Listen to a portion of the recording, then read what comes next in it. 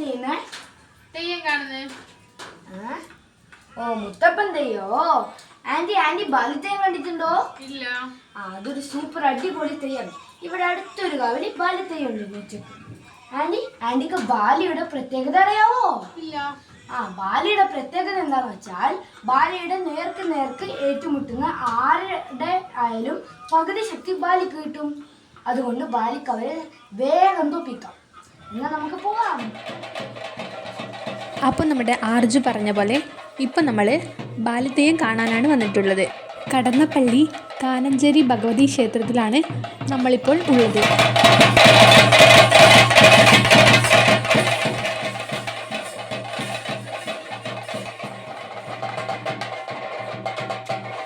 മേലേരി കയ്യേറ്റ് മുടിവെച്ച ബാലി കാവിൽ നിറഞ്ഞാടുകയാണ്. വാനര രാജാവിനെ കാണാനും നല്ല ഭംഗിയുണ്ട്.